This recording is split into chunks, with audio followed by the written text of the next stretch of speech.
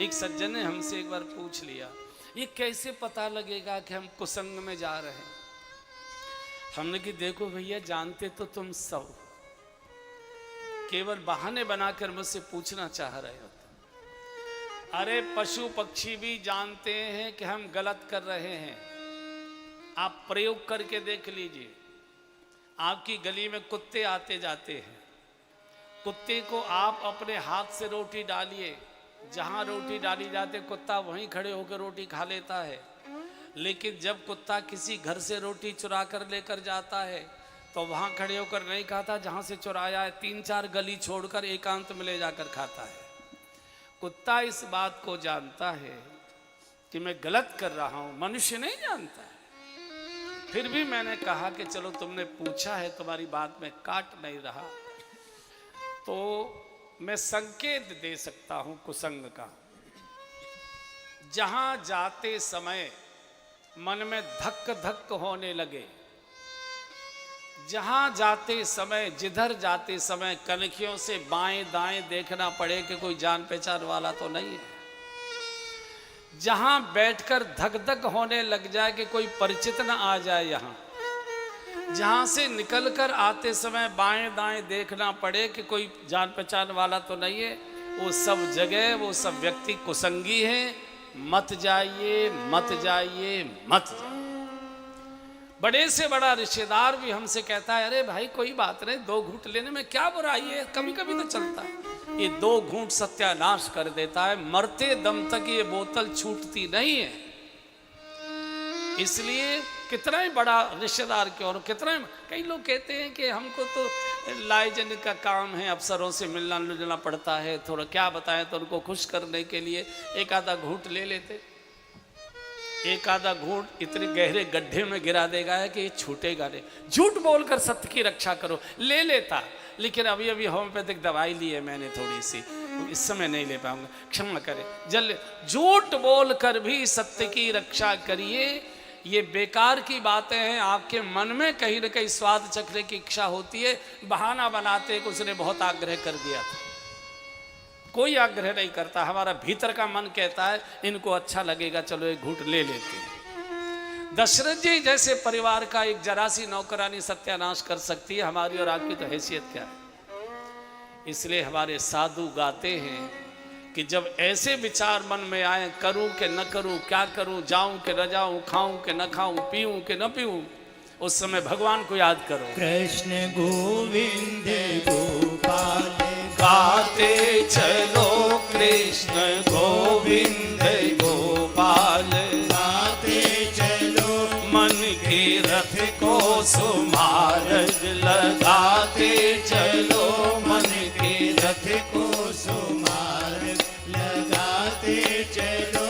देखना इंद्रियों के न घोड़े भगे, देखना इंद्रियों के न घोड़े भगे, इनको संयम के हरदम ही कोड़े लगे, इनको संयम के हरदम ही घोड़े लगे। मन के रथ को सुमार्ग लगाते चलो, मन के रथ को सुमार्ग लगाते चलो। कृष्ण गोविंद गोपाल गाते चलो, कृष्ण गोविंद गोपाल गाते चलो। अपनी ताली को हरदम बजाते चलो, अपनी ताली को हरदम बजाते चलो। काम करते रहो, नाम लेते रहो, काम करते रहो, नाम लेते रहो। काम करते रहो, नाम जपते रहो, काम करते रहो, नाम जपते रहो। पाप की वासनाओं से बचते रहो, पाप की वासनाओं से डरते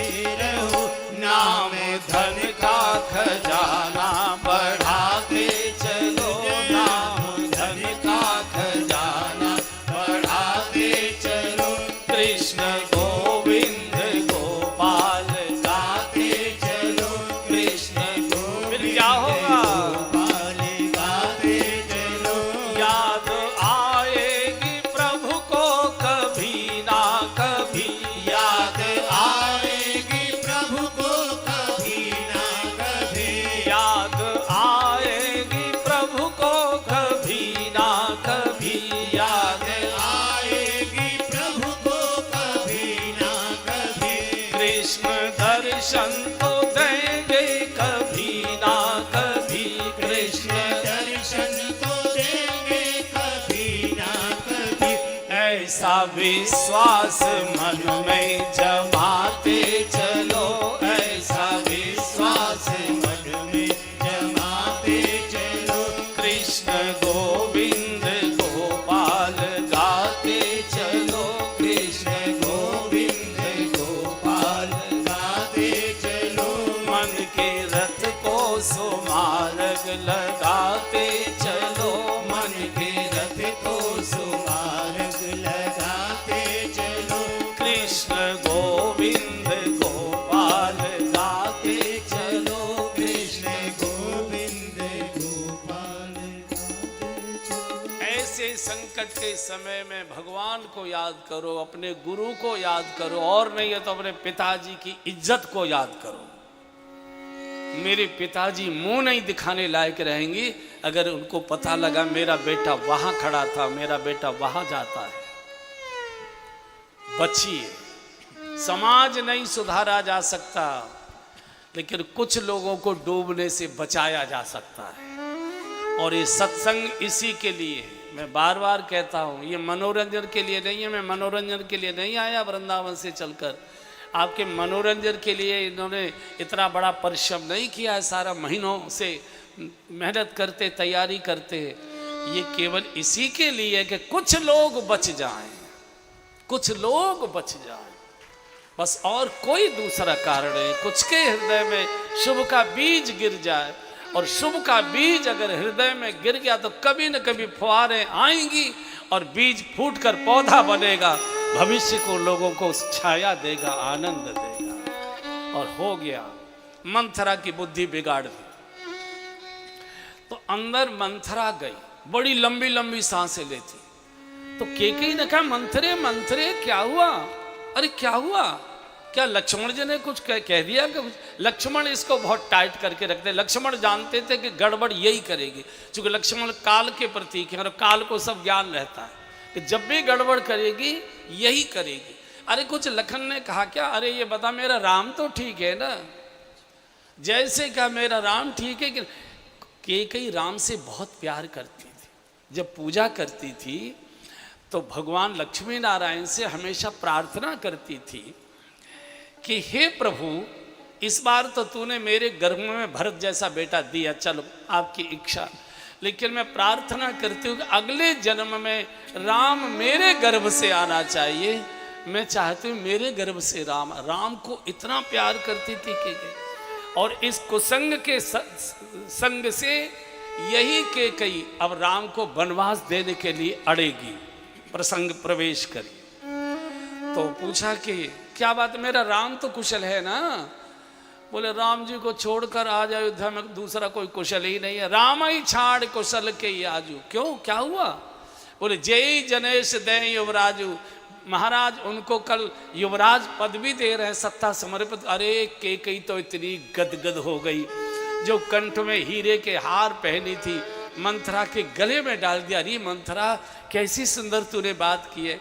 मैं रोज रात्रि को जब महाराज मेरे कक्ष में आया करते थे, राजसभा से लौटकर जब यहाँ कॉफ़ी पीने आते थे, मैं रोज आग्रह करती थी, मेरा राम अब सब प्रकार से योग्य हो गया है, राम को राज तिलक करो, राम को राजगद्दी पर बैठाओ, हम चारों धाम तीर्थों की यात्रा करने जाते। आज लगता है महाराज ने मेरी बात पूरी कर दी। इतनी गदगद हो गई केकई, तो मंथरा ने हार निकाला और फेंक दिया। केकई बोली क्या बात है मंथरे, क्या थोड़ा लगता है? बोल तुझे क्या चाहिए, और बता तुझे क्या चाहिए, वही दूं। मेरा राम राजा होने जा रहा। बोले सौत का लड़का अगर राजा हो रहा है तो तुम्हें खुशी मनाने की क्या बात मेरी समझ में नहीं आ रही। बोले खबरदार, सौत नहीं है कौशल्या, मेरी माँ है। कौशल्यासम सब महतारी, मेरी माँ है वो, तो क्या बात करती। बोले पूत विदेश न सोच तुम्हारे, अपना बेटा विदेश में है, कश्मीर है इस समय, और तुम्हें दूसरे के बेटे की बड़ी खुशी हो रही। अरे बोले पगली, तुमको रघुवंश की रीति का कुछ मालूम नहीं है, हैं? यहाँ बड़ा बेटा ही राजा हुआ करता है, राम ही राजा हो। चलो कोई बात नहीं, अब हम क्या करें, हम कोई चेरी हो नौकरानी से रानी तो हम बनेंगे नहीं, करना तो हमको नौकरानी का ही काम है, लेकिन हम जो सुनकर आए हैं वो हमसे सह नहीं हो रहा है। आपके कपड़े पहने हैं, आपका ये अन्न खाया है, इसलिए हमको आपका अहित समझ में नहीं आ रहा है, इसलिए हमने बोल दिया। अब नहीं बोल, अरे बता तो सही क्या बात है, तो बोले नहीं नहीं अब नहीं हम बोलेंगे कुछ। कंधा पकड़ लिया। और बंधुओं, गलती से भी कुसंग का स्पर्श नहीं चाहिए। भारत में हाथ मिलाने की पद्धति कभी नहीं थी, स्पर्श दोष आता है। साधुओं के चरण क्यों स्पर्श किए जाते हैं? क्योंकि साधु में परमात्मा जागृत अवस्था में विराजमान है, उनके स्पर्श से हमारे मन में पवित्रता आ जाती है। साधु की चरण रज लेने से हमारे मन में पवित्रता आता है। अरे बिल्कुल नहीं, अरे बता तो सही। बिल्कुल नहीं बताएंगे। अरे बता तो सही, तू जो कहेगी सो मैं करूंगी, बोल। जो कहोगी सो। बोले ऐसे नहीं मानूंगी, कसम खाओ। बोले मैं राम कसम खाकर कहती हूं, तो जो मांगेगी सो मिलेगा। बस इसी का इंतजार कर रही थी, इसी का इंतजार कर रही थी। बोले कि मैं जो सुनकर आई हूं कि राम राजा बनेंगे, लक्ष्मण युवराज बनेंगे, राजमाता कौशल्या बनेंगी, और आपको नौकरानी बनकर कौशल्या जी की रहना है तो रहो, नहीं तुमको और भरत को दोनों को जेल में डाल दिया जाएगा। ये मैं सुनकर आई हूँ। आपका अन्न वगैरह खाया, इसलिए मुझसे सहन नहीं हुआ, इसलिए मुझे घबराहट हो गई। चूंकि कुसंग का स्पर्श हो चुका था, कुसंग को गले लगा चुकी थी कि जो तू कहेगी सो मैं मानूंगी। और जैसे सुना कि राम राजा, कौशल्या राजमाता और मैं जेल में, एकदम कैकेयी खड़ी हो गई। मैं अगर इस कौशल्या का मैंने पटकी नहीं लगाई तो मैं भी बाप की बेटी नहीं हूं। तो अब तू बता, तू मेरी गुरु, मैं तेरी चेली, अब क्या करूं बोल। बोले मैं जो कहूं सो करोगी। बोले जो तू कहेगी। और कुसंग में एक बार व्यक्ति जब फंस जाता है, माँ बाप दुश्मन लगने लगते हैं, कुसंग देवता लगने लगता है, भला लगने लगता है। यही स्थिति हुआ करती है। बोल क्या करूं। बोले देखो शाम को राजा आएंगे, तुम्हें मनाएंगे, तुम कोप भवन में चली जाओ, और कुसंग कोप भवन में, कनक भवन से निकालकर कोप भवन में ले जाता है। ये रेशमी साड़ी उतारो, मोटी खादी की साड़ी धोती पहन लो, बाल खोल लो और जमीन पर जाकर उल्टी लेट जाओ, लाइटें बुझा दो। जब राजा आएंगे, जब तक वे राम कसम न खा लें, होठ नहीं खोलना, अपनी बात तब बोलना। अगर बोल दिया तो तुमको रो रो के मना लेंगे। कैकेयी कोप भवन में चलेगी। ये है कुसंग जो कनक भवन से कोप भवन में ले जाता है। ये है कुसंग जो संस्कृति के वस्त्र उतरवा कर विकृति के काले कपड़े पहना देता है, सारे आभूषण फेंक कर, केश खोलकर, और धरती पर उल्टी लेट गए। इधर दशरथ जी राज्यसभा में सारी व्यवस्थाएं कल की पूरी जांच जूझ कर, आज्ञा देकर, जो भी जिसको कुछ करना था महोत्सव की तैयारी के लिए बड़ी प्रसन्नता से कैकेयी के द्वार पर आ रहे हैं, कैकेयी के राजभवन में आ रहे हैं। मन में सोचते आ रहे हैं, कैकेयी रोज मुझे कहती थी कि राम का राज तिलक करो, राम का राज तिलक करो। आज सरप्राइज दूंगा तो कैकेयी कितने प्रसन्न हो जाएगी। लेकिन दशरथ जी को क्या मालूम, भोले राजा तुम्हारे भवन में तो भंडा फूट गया है, तुम्हारी मृत्यु का सब रचना हो चुकी है। द्वार पर मंथरा बैठी थी। सांझ समय सानंद ग्रप और गयऊ के कई गे, गवन निठुरता निकट किए, जनु धर दे हसरे। जिसके जीवन के द्वार पर कुसंग बैठा हो वो कनक भवन का रास्ता नहीं बताएगा। जाओ को भवन, जाओ अंधकार में। रानी कहाँ है? नियम ये था कि आरती का थाल लेकर कैकेयी द्वार पर खड़ी होती थी। जब महाराज राजसभा से आते थे, आरती उतार कर स्वागत करके हाथ पकड़कर अपने भवन में ले जाती थी, बढ़िया चाय कॉफी पिलाती थी।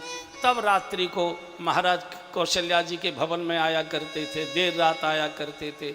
आज तो द्वार पर मंथरा कुसंग बैठा है, बोले जाओ कोप भवन, जो आएगा जाओ कोप भवन। राजा कांप गया। कोप भवन सुने सकुचे उराऊ, कोप भवन सुने सकुचे उराऊ।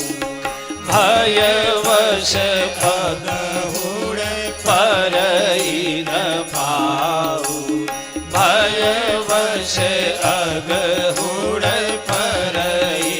ए दुनिया के लोगों, सुरपति बसहु बाहुबल जाके, सुरपति बसहु बाहुबल जाके।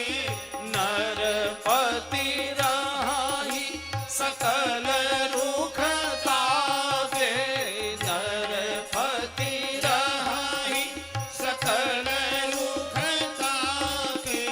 सो सुनीतिय ऋषि गयउ सुखाई, सो सुनीतिय ऋषि गयउ सुखाई। आजी देखहु काम प्रताप बढ़ाई, देखहु काम प्रताप बढ़ाई। आजी कोप भवन सुनि सकुचे उराऊ, कोप भवन सुनि सकुचे उराऊ। कितना बड़ा राजा कांप गया कोप भवन नाम सुनते ही।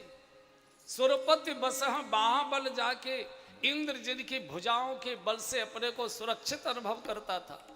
सारी सृष्टि के राजा अपने मुकुटों को जिनके चरणों में रगड़ते थे, आज वो रानी रूठ गई, राजा सूख गया। कप कपी क्या हो गया? धीरे धीरे डरते डरते भय बस अगहुड़ परय न पाऊ, भय के कारण आगे पैर बढ़ नहीं रहा है। अंधकार में रानी धरती पर पड़ी थी और महिलाओं का सिर खोलकर उल्टे धरती पर पड़ना लेटना ये बहुत अशुभ माना गया है। राजा बहुत भोले भाले धीरे से कंधा स्पर्श के, रानी आप क्यों रूठ गई हो? कई हे तो रानी रिशान परसद पान पति निवार, मानव सरोष भुअंग भामिनी विषम भांति निहारी। जैसी प्यार से छुआ कंधा, रानी क्यों रूठ गई? इतनी जोर का हाथ का झटका मारा जैसे अंधेरे में हमारे घर में नागिन पड़ी हो और किसी का पैर पड़ जाए और नागिन जैसे फुफकार के फन मारती है, ऐसे मानव सरोष भुअंग भामिनी विषम भांत एकदम झटका मार। राजा को लगा कि रानी कई बार रूठा करती है तो ये नाटक किया करती है, तो बार बार कह रहा सुमुखी सुलोचनी पिक बचनी, कारण मोहि सुना गज गामिनी निज को। ये भाषा जो दशरथ जी बोल रहे हैं ये अमर्यादित भाषा है उनके लिए, और ये उमर भी इस भाषा की बोल। हे सुमुखी, हे सुलोचनी, हे मृगनयनी, हे कोकिल बैनी, तुम क्यों रूठ गई हो? ये भाषा वृद्धावस्था की नहीं है। हाँ, विवाह के बाद आते हैं तो ये भाषाएं बोली जा सकती। चार चार जवान बेटे तुम्हारे घर में बैठे हैं, चार चार बहुएं तुम्हारे घर में आ चुकी हैं, तुम्हारा मुकुट तिरछा हो चुका है, बूढ़े हो चुके हो, कल राज तिलक महोत्सव बेटे को सत्ता समर्पित करने जा रहे हो, और आज ये भाषा रानी के साथ। डांटना चाहिए था, ये कोई तरीका है क्या? कल इतना बड़ा महोत्सव होने जा रहा है, ठीक से रहो। लेकिन चूंकि कुसंग का असर इतना ज्यादा हो गया, राजा में भी काम उकता गई कि शायद ऐसे समय में रानियां कुछ मांग जांच के लिए रूठा मटका करती हैं। अरे रानी, मैं तो भामिन भयउ तोर मन भावा, घर घर नगर आनंद बधावा। तू ही कहा करती थी राम का राज तिलक करो, राम का राज तिलक करो। मैंने तो तेरे मन की बात पूरी की है, पूरे नगर में मंगल वाद्य बजाए जा रहे हैं, क्यों रूठ रही है? तुझे क्या चाहिए? जो मांगना हो सो मांग ले। और जैसे ही कहा जो मांगना हो सो मांग ले, तो थोड़ा सा करवट बदल कर मुंह बना के मांग मांग तो कह तो लेते देते तो कभी हो नहीं कुछ। जैसे हमारी बहन लोग कह देती है क्या दिया है तुमने, जो पहन रही हूँ वो अपनी मायके का पहन रही हूँ, एक कील भी तुमने बना के नहीं दी। आज वही भाषा के कई बोले, मांग मांग पे कहो नप, लेकिन कबहू न ले हो न दे। कभी लेते देते तो नहीं। मेरे 2 वरदान पहले से थे, उन्हीं को दे दो, मैं उसी को मान। अरे रानी क्या बात करती हो, ये उड़ाना देती हो।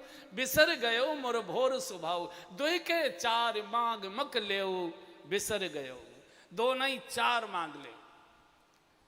बोले सचमुच दोगे, जो मांगोगे सो दोगे। दशरथ जी सतर्क हो गए, रानी ये तुम किससे बात कर रही हो, तुमको मालूम नहीं हम कौन हैं। रघुकुल रीति सदा चली आई, रघुकुल रीति सदा चली आई।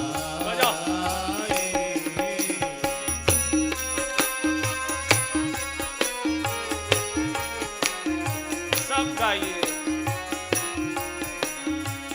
रघुकुल रीति सदा चली आई, रघुकुल रीति सदा चली आई।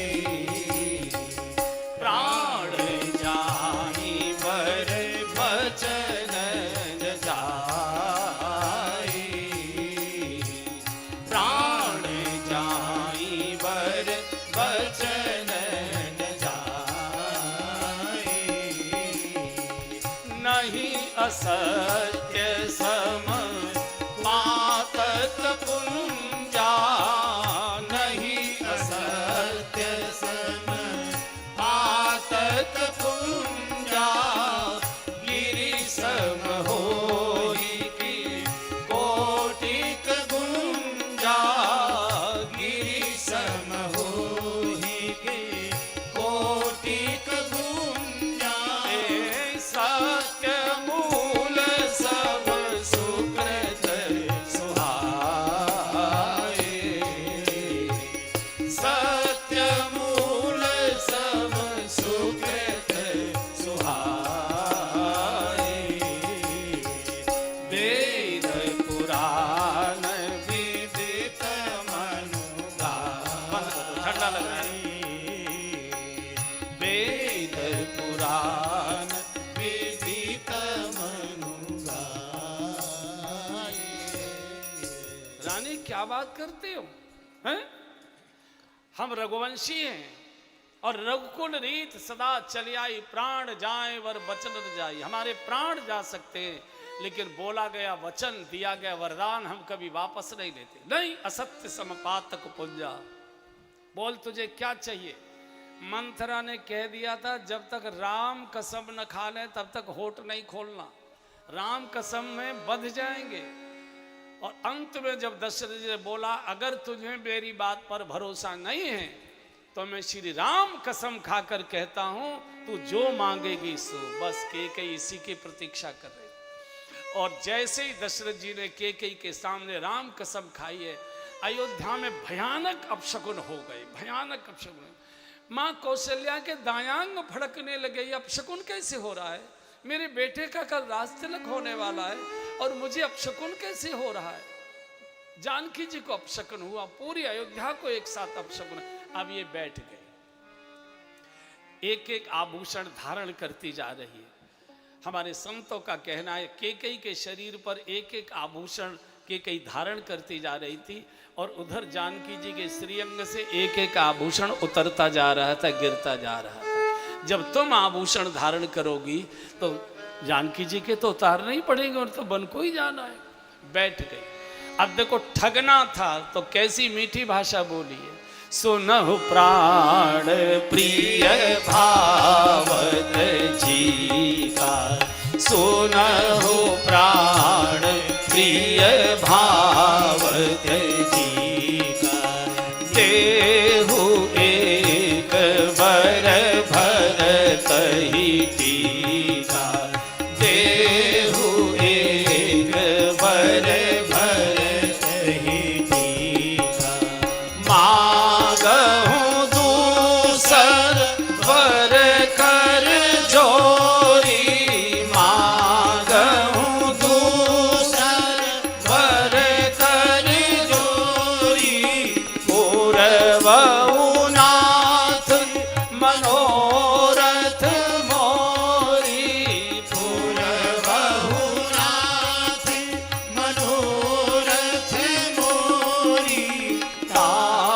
तापस वेश विशेष उदासी, तापस वेश विशेष उदासी, तापस वेश विशेष उदासी, तापस वेश विशेष उदासी, 14 बरस राम बनवासी, 14 बरस राम बनवासी। मेरा पहला वरदान अयोध्या का राज्य मेरे भरत को।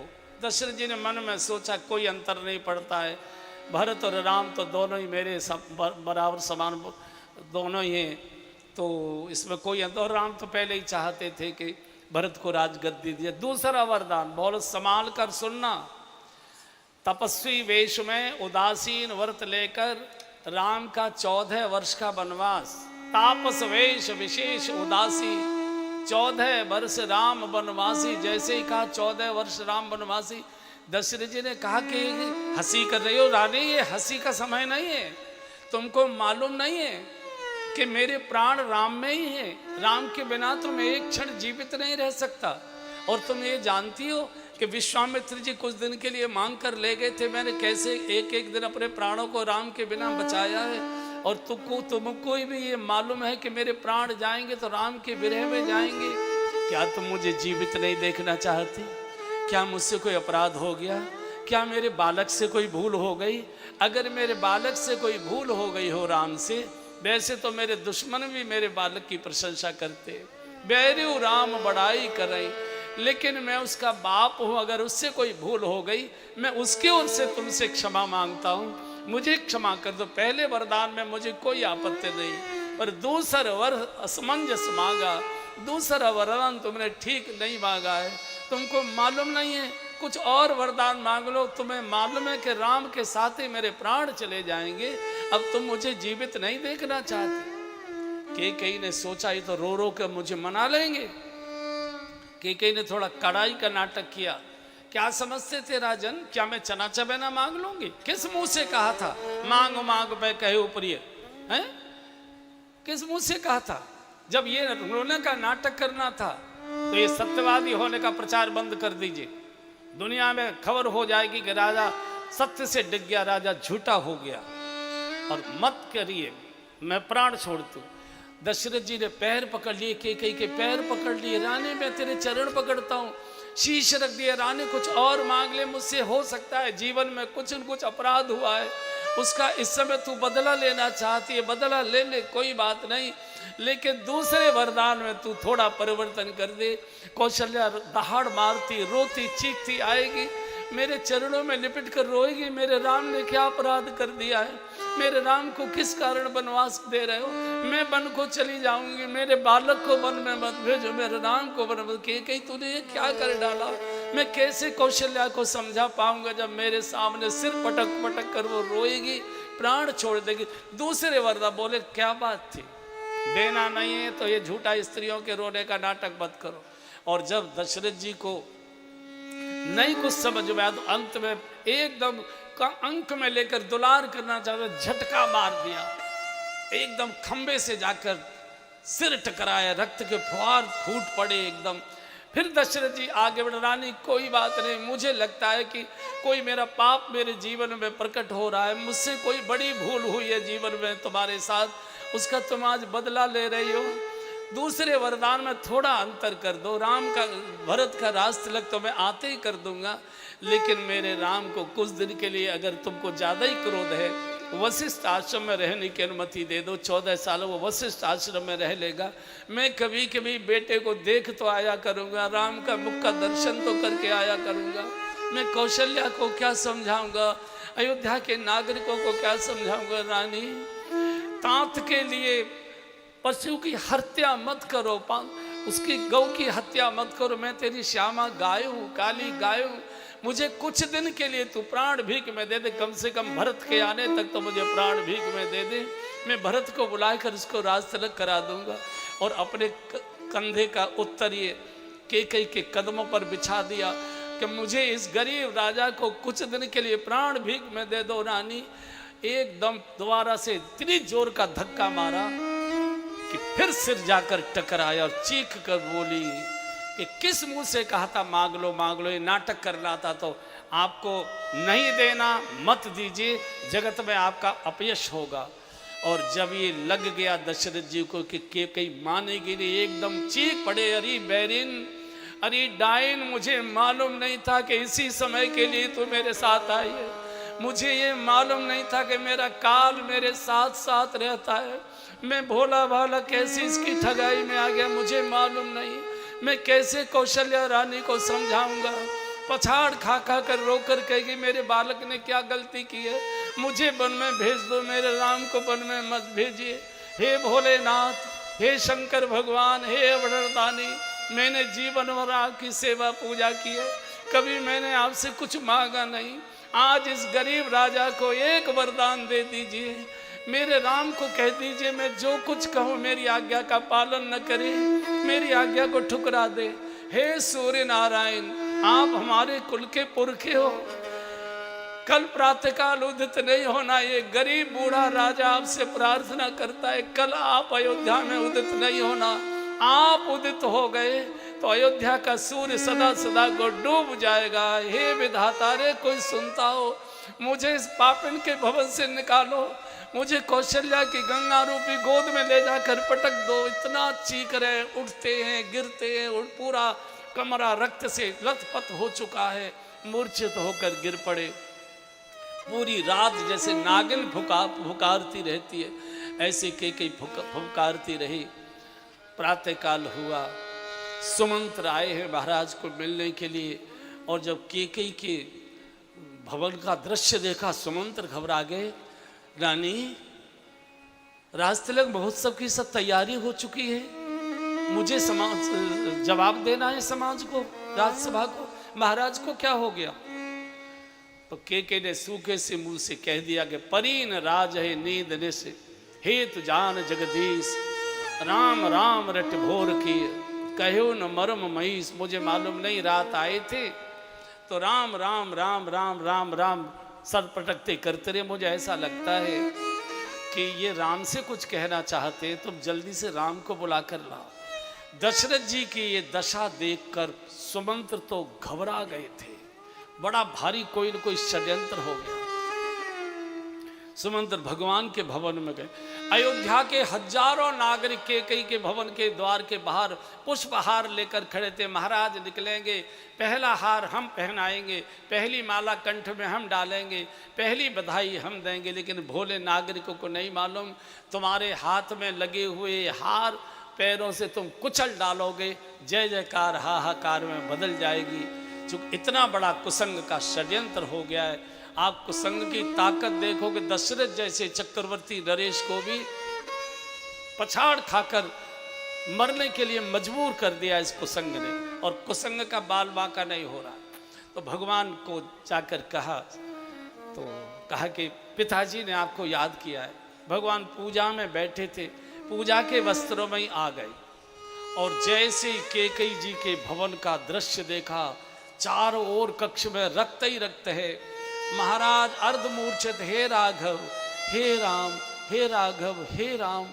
भगवान केकई माँ से लिपट गए। माँ मोही कहो माँ तो तात दुख तारे, मोही कहो मात तात दुख तारे, मोही कहो मात तात दुख कारण, मोही कहो मात तात दुख कारण, करिए जतन से ही होई निवारण, करिए जतन से ही होई निवारण। करुणामय मृदु राम स्वभाव, करुणामय मृदु राम स्वभाव, प्रथम दीखी दुख सुनान खाऊं,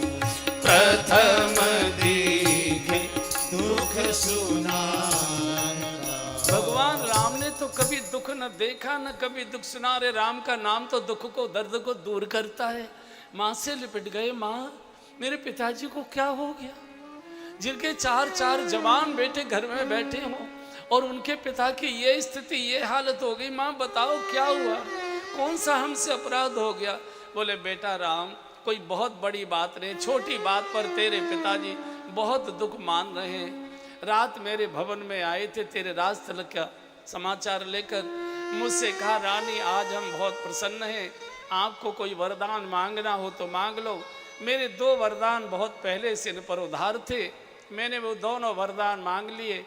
एक वरदान में तो मैंने अयोध्या का राज्य भरत को मांग लिया और दूसरे वरदान में तुझे 14 वर्ष का वनवास मांग लिया।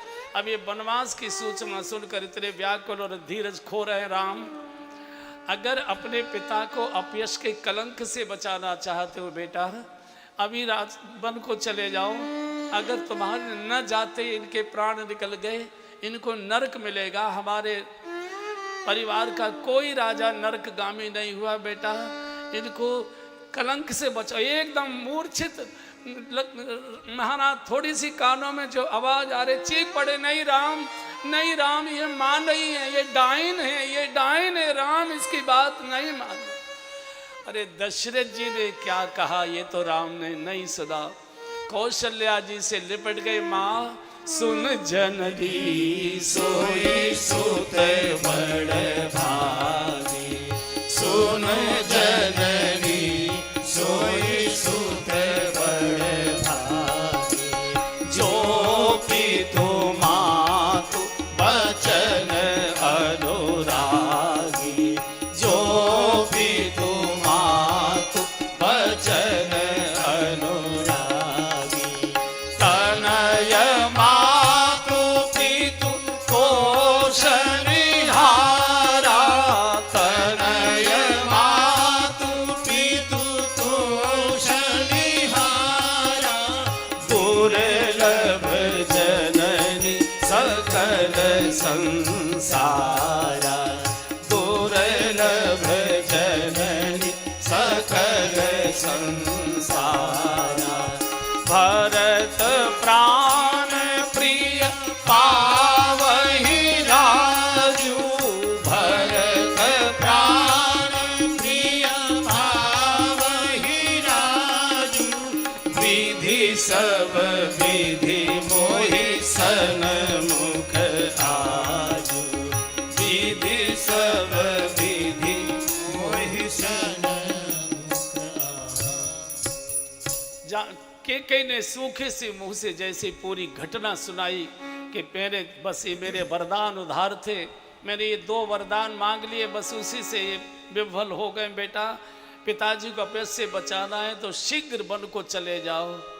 एकदम भगवान तो एकदम लिपट गए माँ से। सुन जननी सोई सुत बड़ भागी। हे जननी बेटा वो भाग्यशाली है जिस बेटे को माता पिता बिना किसी संकोच के आज्ञा दे दे।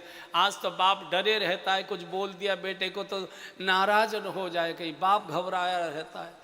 तो वो पुत्र भाग्यशाली है जिसके पिता माता बिना किसी हिचक के अपने बेटे को आज्ञा दे दे। मेरे हृदय की बात कोई नहीं जानता था माँ, तूने मेरे हृदय की बात पढ़ ली और उसको पूरा कर दिया। यह जननी शब्द बोला है गोस्वामी जी ने।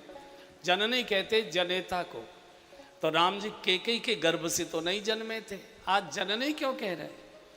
जानबूझकर कह रहे हैं। गोस्वामी जी कहना चाहते हैं कि रघुवंश के राम की जननी तो कौशल्या जी थी, लेकिन राम राज्य के राम की जननी आज केकई बन गई। इनके कारण से ही राम राज्य आएगा जगत में। राम वन को नहीं गए होते तो राम राज्य भी जगत को नहीं मिलता। बस अभी अभी थोड़ी देर में तुम समझ लोगी माँ कि राम वन को चला गया।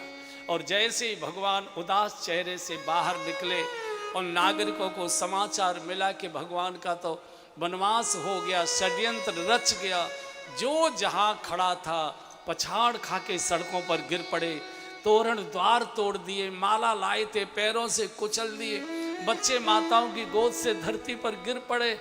हाहाकार मच गया। अरे बैरिन, अरे केकई तूने क्या कर डाला, क्या कर डाला, हाहाकार मच गया। प्रातःकाल जिस अयोध्या में वेद मंत्रों के उच्चारण ध्वनि सुनाई देती थी, हाहाकार मचाए सुमंत्र के लड़के के साथ भगवान कौशल्या माँ के भवन में गए। इस बेचारी भोली माँ को अभी तक किसी ने कुछ नहीं बताया। तैयारी कर रही थी, मोहन भोग तैयार कर रही थी, सूजी का हलवा बना रही थी, भगवान की पोशाकों में सितारे टांग रही थी। आज राम राजगद्दी पर बैठेगा, मैं दर्जी के सिले कपड़े नहीं पहनाऊंगी, अपने हाथ से पोशाक बनाकर राम को धारण कराऊंगी। पूरी रात जाग कर उसने पोशाकें तैयार की है। और जैसे ही भगवान कौशल्या जी की भवन में प्रवेश करते हैं और माँ ने देखा तो बूढ़ी माँ दौड़कर राम की ओर आती है। भगवान हाथ जोड़कर रघुकुल तिलक जोड़ी दो, रघुकुल तिलक जोड़ी दो, मुदित मातु पदना। सब गाइए, मुदित मातु पदना, बार बार मुख चुंबती माता, बार बार मुख चुंबती माता, नयन नेह जल पुलकित दाता, नयन नेह जल पुलकित दाता। आजी रघुकुल तिलक जोड़ी दो हाथा, रघुकुल तिलक जोड़ी दो हाथा। जैसे भगवान ने दोनों हाथ जोड़कर माँ को प्रणाम किया, माँ ने क्या किया, दोनों हाथों से भगवान के कपोल पकड़ लिए। देखो जब माताएं अपने बच्चे को बहुत दुलार करती हैं तो क्या करती है, पकड़ के एक बार बार चूमती हैं, उसको बार बार चूमती है। माँ ने भी यही किया, बार बार मुख चुंबत माता। बूढ़ी माँ के स्तनों में भाव का दूध आ गया, आज मेरा बेटा राजा बनेगा। इतना दुलार, इतना प्यार। रघुकुल तिलक जोर दो हाथा, मुदित मातु पद नायो माता, बार बार मुख चुंबत माता, नयन ने जल पुलकित गाता। तो माँ ने कहा बेटा राज तिलक होना है ना, ये जो पंडित लोग होते हैं ना, ये जो शास्त्रीय लोग होते हैं, ये बड़े लंबे लंबे मंत्र बोला करते हैं, और तू बिना कुछ खाए पिए अगर बैठेगा तो देर हो जाएगी। तेरे बस की बात नहीं है कि तू इतनी देर भूखा रह सके। मैंने मोहन भोग तैयार किया है, तात मधुर खचुखा। अब भगवान सोच रहे इस भोली माँ को कैसे समझाऊं कि तेरा मोहन भोग तो कड़वा हो चुका है, बेटा तू बोल क्यों नहीं रहा है। तो भगवान ने सोचा मैं बोलूंगा तो माँ अभी प्राण छोड़ देगी, मुश्किल हो जाएगी। तो सुमंत्र का बेटा साथ था, उसने जब सारी घटना सुनाई। अब यहाँ कौशल्या जी का चरित्र प्रकट होता है। ये राम जननी है, कोई दूसरे की माँ होती, कोई दूसरी माँ होती तो डंडा लेकर चली गई होती। जब राज्यसभा ने मेरे लड़के को राज तिलक घोषित किया है, तू कौन होती है निर्णय बदलने वाली, तू तो राज्यसभा की सदस्य भी नहीं है। लेकिन जय हो कौशल्या जी। कौशल्या जी एकदम सावधान हो गई और कौशल्या जी ने कहा राघव, अगर तेरे पिताजी ने तुझे बन जाने की आज्ञा दी होती तो मैं रोक सकती थी तुझे कि बन मत जाओ, क्योंकि बच्चे पर पिता से ज़्यादा माँ का अधिकार 10 गुना अधिकार ज़्यादा होता है। इसलिए जब केस चलते हैं डाइवर्स के तो बच्चा माँ को दिया जाता है कोर्ट की ओर से भी, बच्चे पर माँ का अधिकार ज़्यादा होता है। लेकिन सुनो राघव, केकई मेरी सौत नहीं है। बोले तो, बोले तेरी माँ है, और जो भी तुम तू कहे बन जाना, जो भी तुम तू कहे बन जाना, तो कानन सत अवध समाना, तो कानन सत अवध